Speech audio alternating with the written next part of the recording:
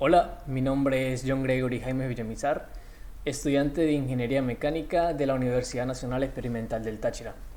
El día de hoy les voy a mostrar el proyecto final de Diseño Mecánico 2, donde realizamos y simulamos una caja sincrónica de 5 velocidades con reversa. Ok, acá como podemos observar es la caja realizada y les voy a explicar su funcionamiento. Primero es necesario saber que tenemos un eje primario, un eje secundario y un eje de salida. Eje de entrada, eje secundario y eje de salida. Donde si seleccionamos acá, un momento, este es el eje primario, donde este eje está conectado al embrague, que es el que transmite toda la potencia que viene desde el motor. Tenemos un eje secundario, que es todo este, que va a ayudar a poder realizar las relaciones de transmisión entre las diferentes marchas. Y tenemos el eje de salida,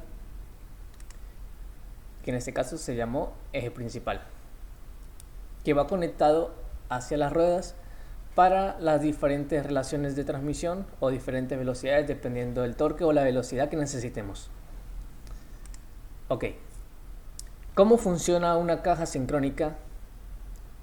Bueno, principalmente de este lado izquierdo viene conectado el motor a través del embrague. Acá podemos observar que todos los dientes están conectados entre sí. Pero, ¿cómo podemos identificar o seleccionar la marcha que queremos? Sabemos que está primera, segunda, tercera, cuarta, quinta y retroceso. Pero normalmente usamos primera cuando necesitamos mayor torque, ya sea para subir una cuesta o arrancar. Y a medida que vamos desplazando, ya no necesitamos tanto torque, sino necesitamos más velocidad. Bueno, todo eso se logra gracias a las relaciones de transmisión. ¿Dónde? ¿Cómo se seleccionan o podemos seleccionar qué relación de transmisión queremos en nuestra caja sincrónica? Bueno, existen estos. Es un aro de bloqueo. Voy a correrlo un poco. Acá adentro tenemos un buje, el aro de bloqueo, el piñón y tenemos el casquillo deslizante. Voy a correr la vista para que podamos observar mejor. Entonces, el casquillo deslizante es el que nos va a seleccionar qué marcha queremos. Ok, les voy a mostrar acá cuál es cada una.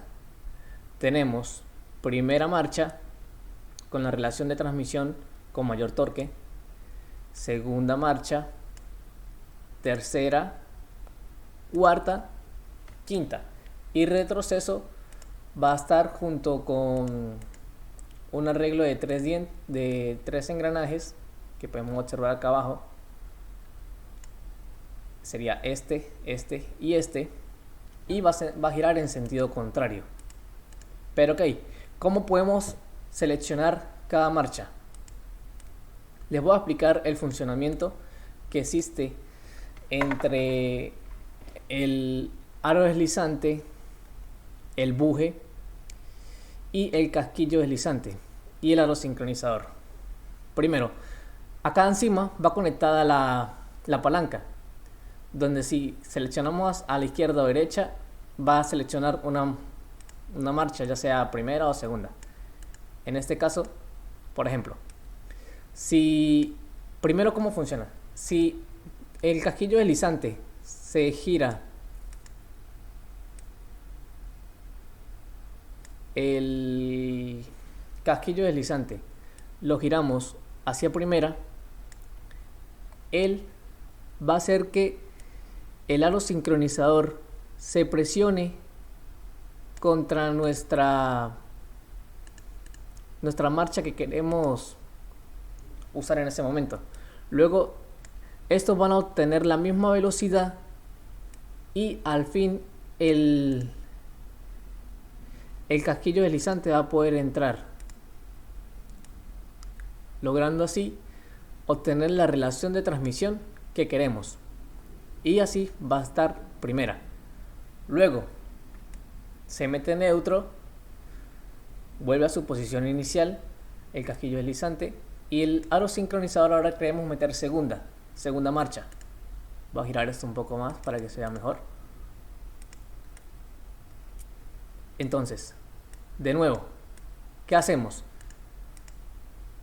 El aro sincronizador se va a ir presionando hacia la segunda marcha, ya que este eje con los diferentes engranes tienen diferentes velocidades. Entonces, al presionar el aro sincronizador, que es libre de moverse axialmente a través del eje, se va a presionar y va a obtener la misma velocidad del siguiente engrane, para que así se pueda acoplar junto al siguiente de manera más fácil. Ok, entonces tenemos acá primera, segunda, dependiendo de hacia dónde se mueva. Luego tenemos acá tercera, cuarta, que como les explico, va a empujar el siguiente, el aro sincronizador, logrando que tengan la misma velocidad y poder engranarse al final. Recordemos que que es el buje, está fijo y por eso es que logra que esto se transmita. Y cuarta. Ok. Y para entrar retroceso tienen que estar los dientes totalmente, tiene que estar la caja totalmente detenida, porque sí no cuenta con un sistema de aro sincronizador. Entonces, si se intenta meter la marcha con la caja rotando, pues se pueden dañar los dientes. Ok, entonces les voy a mostrar una pequeña animación de estudio de movimiento. Ya acá se le aplicó las 6000 revoluciones y podemos observar cómo sería el funcionamiento de la caja. Ok.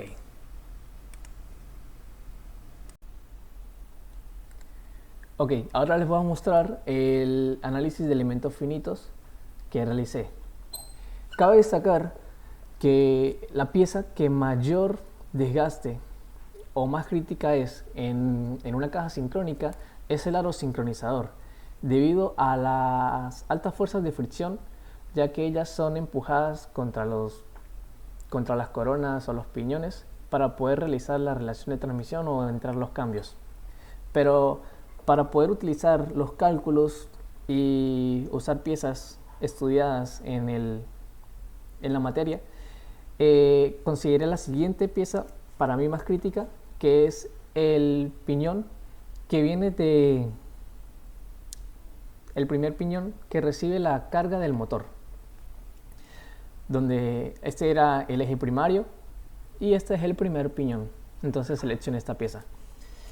Bueno, entonces vamos a ver acá las tensiones que nos está mostrando el estudio del análisis de elementos finitos. Nos dice que el lugar donde va a tener mayor tensión va a ser acá, en la unión entre el eje y el piñón. Si observamos el desplazamiento, vemos que en un caso hipotético donde exista mayor desplazamiento va a ser en los dientes del piñón. También elegí el piñón, ¿por qué? Porque estamos considerando que están entrando 6000 revoluciones por minuto, es una velocidad considerable. Sabemos que la corona tiene mayor torque y podrían existir mayores esfuerzos de flexión, pero debido a la velocidad tan alta y que es el eje que se conecta directamente desde el motor que transmite toda la potencia, pues seleccioné esta pieza. Observamos acá el umbral de desplazamiento en pies y el factor de seguridad, que es algo muy importante en el diseño de piezas, donde nos está dando una distribución de factor de seguridad de 1.5. Cabe destacar que a la hora de de yo diseñar, puse un factor de seguridad de 1. Nos está dando un factor de seguridad de 1.5, que es muy bueno para el diseño y cumple con el criterio de diseño. ¿Dónde podría existir una complejidad? Bueno, acá nos muestra y podemos ver el rango, donde el factor de seguridad mínimo va a ser de 1.48. Esto es todo del análisis de elementos finitos.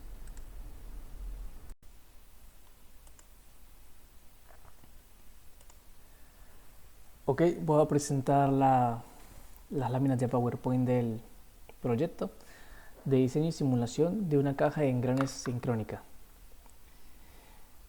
Instructor Ingeniero Jesús Marcey. Diseño un acoplamiento de engranes. Decisiones a priori. Ok, la función va a ser una caja manual con una carga de 103 HP, con una velocidad de entrada de 6000 revoluciones, una confiabilidad de 0.99, una vida de 10 a la 7 ciclos, caso A igual a 1.5, con fuente uniforme y máquina impulsada moderada. Riesgo no compatible, factor de diseño 1, dientes rectos, ángulo de presión 20 y con una relación de engranajes que vamos a estudiar de 1.71. Acá podemos observar la caja, el explosionado y cuál es cada uno de los ítems. Ok, para el piñón tenemos un paso diametral de 1.25, como lo podemos observar acá en cada uno de los dientes. Obtenemos el módulo y nos da 20.32. También obtuvimos el paso diametral que nos dio 16.8 dientes sobre pulgada y una relación de transmisión de 1.714. Velocidad angular de salida, que es igual al número de dientes del conductor entre el número de dientes conducidos por la velocidad de la entrada. En este caso el piñón más pequeño tiene 21 y va a estar acoplado a la corona de 36 dientes por 6000 revoluciones, dando una velocidad de salida de 3500 RPM, con una carga tangencial de 1731.086.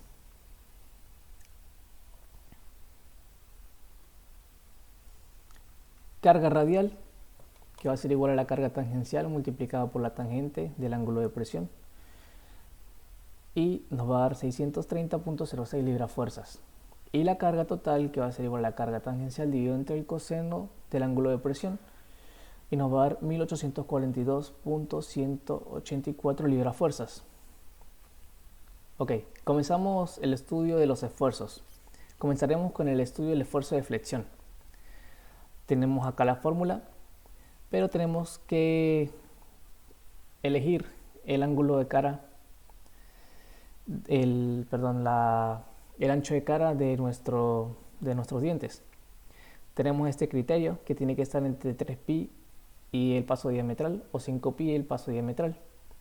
En estos casos, estos dos extremos dan 7.54 y 12.56, decidiendo un ancho de cara de 10 pulgadas. El factor geométrico y su cota, comenzando a conseguir cada uno de estos valores para después sustituir y obtener el esfuerzo de flexión, nos da 0.35 leído en la figura 14.22, entrando con 21 dientes, y 36 llegando a 0.35 el factor geométrico. Continuamos. Conseguimos el factor de aplicación casual, leído en la tabla 14.5, con fuente de potencia uniforme y máquina impulsada de impacto moderado, obteniendo un factor de aplicación de caso A igual a 1.50.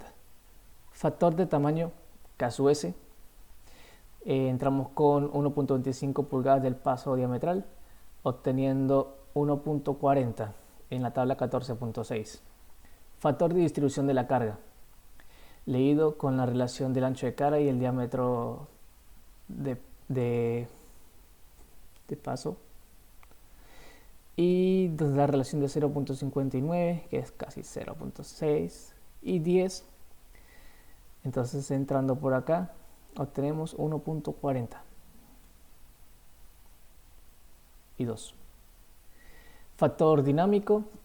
El factor dinámico tenemos el número de nivel de precisión de la transmisión igual a 11, que son engranes muy precisos, por lo tanto conllevan a un factor de K sub E igual a 1. Ok. Sustituimos el esfuerzo de flexión. Ya tenemos cada uno de los datos y nos da un esfuerzo de flexión de 1843.60 libras-fuerzas pulgadas cuadradas. Calculamos ahora el esfuerzo de contacto. Tenemos la fórmula para el esfuerzo de contacto y suponiendo que el engrane y el piñón son de acero, entramos a la tabla 14.8 y obtenemos acero con acero 2300 la raíz de PSI. Factor geométrico de resistencia de la picadura con signo positivo debido a que es un engranaje externo, Mn igual a 1 por ser engranajes rectos y la relación de engranes que es 1.714, dando un factor geométrico de resistencia a la picadura de 0.1014. Sustituimos y nos da el esfuerzo de contacto de 146.780.03 libras-fuerza. Ok. Esfuerzo admisible de flexión y de contacto. ¿Admisible o permisible? Entonces, comenzamos con el esfuerzo de flexión permisible. Tenemos acá la ecuación. Y estudiando y averiguando aceros usados en cajas, supuse o decidí un acero 8620, que es uno de los más usados, con una dureza Britnell de 400, tratada térmicamente. Y lo leo en la tabla 14.18 y con 400 Britnell y grado 2 obtengo 56.000 PSI. Ok, factor de ciclos de esfuerzo aplicados a la resistencia de la flexión, Y sub n. Tenemos 10 a las 7 ciclos, entramos acá, chocamos y tenemos un factor de Y sub n igual a 1. Factor de confiabilidad, K sub R, tenemos una confiabilidad de 0.99, nos da un K sub R igual a 1. Ok, criterio y diseño. El criterio y diseño va a ser que el esfuerzo de flexión tiene que ser menor o igual o al esfuerzo de flexión permisible. Entonces, asumo una igualdad y sustituyo despejando el factor de seguridad S sub F. Nos da un factor de seguridad de 30.30 mayor, mucho mayor que 1. Y el engrane cumple con el criterio de diseño. Es muy seguro. Ahora estudiamos el esfuerzo de contacto permisible. Tenemos acá la fórmula, perdón, acá era de contacto. Esfuerzo aplicado a la resistencia de la picadura, Z sub H. Z sub H tenemos ya las 7 ciclos y lo leo en la tabla 14.15. Entro por acá, llego hasta acá y nos da un factor de seguridad de 1 del factor de ciclos de esfuerzos aplicados. Ok. C sub H son el mismo material, acero y acero, por lo tanto son la misma dureza. Si dividimos 400 entre 400 va a dar igual a 1, menor a 1.2, usamos C sub H igual a 1. Criterio de diseño.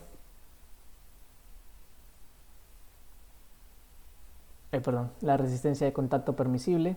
Entramos con 400 Britnell, grado 2, y nos va a dar 170 aproximadamente KSI, que son 170.000 PSI, leído en la figura 14-19. Tenemos que el criterio de diseño es que el esfuerzo de contacto tiene que ser menor o igual al esfuerzo de contacto permisible. Asumo la igualdad para calcular el factor de seguridad. Sustituyendo y despejando, el factor de seguridad da 1.158 menor a 1. Cabe destacar que cuando estaba haciendo los cálculos me ha dado menor que 1, por eso tuve que asumir un material tratado térmicamente para poder subir la dureza y así poder llegar a este criterio de seguridad. Ok, cálculo de las cargas. Esta fue la pieza que elegí para estudiar las cargas. Y tenemos un sentido horario. Supuse que puse al final del eje de entrada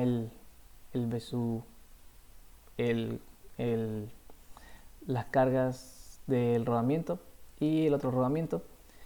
Y acá tenemos el piñón.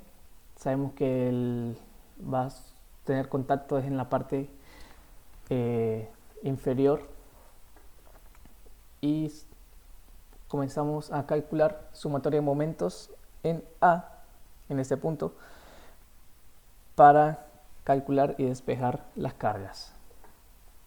Sustituyendo, teniendo acá 2.834 pulgadas y desde el origen hasta el otro rodamiento 15.2 y a esta altura de 1.15, aplico la sumatoria de momentos y obtenemos en I, J y K.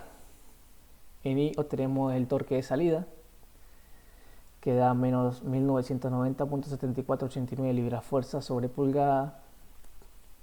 En J obtenemos el valor B sub Z de menos 322.75. Significa que B sub Z realmente está en sentido opuesto, esta carga. Y en K obtenemos B sub Y igual a menos 117.47 libras-fuerza. Asumimos bien la dirección de la carga. Hacemos sumatoria de fuerzas en X, no tenemos fuerzas en X por ser un engrane recto.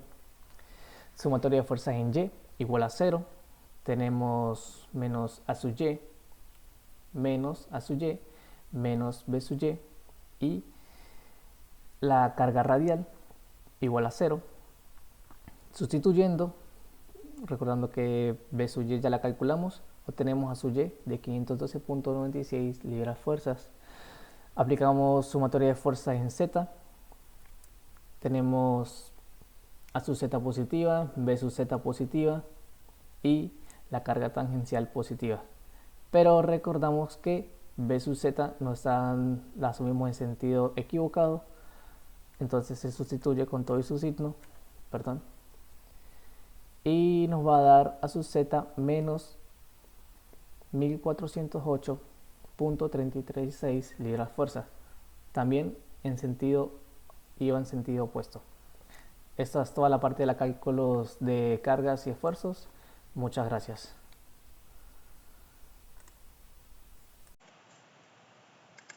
Ok, para mostrar una gráfica con variables físicas con respecto al tiempo, vamos a usar el programa de SolidWorks en resultados y trazados.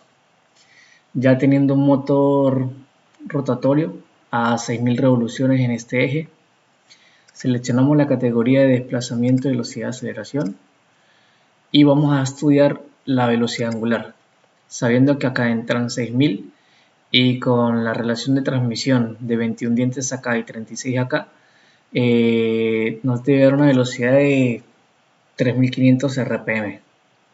Seleccionamos el componente resultante en magnitud en este engranaje y lo calculamos. Nos da 366 radianes sobre segundos. Como es una velocidad constante del motor, es una línea recta. Pero si hacemos la conversión, 366 radianes lo pasamos a RPM y vendrían siendo 3500 RPM.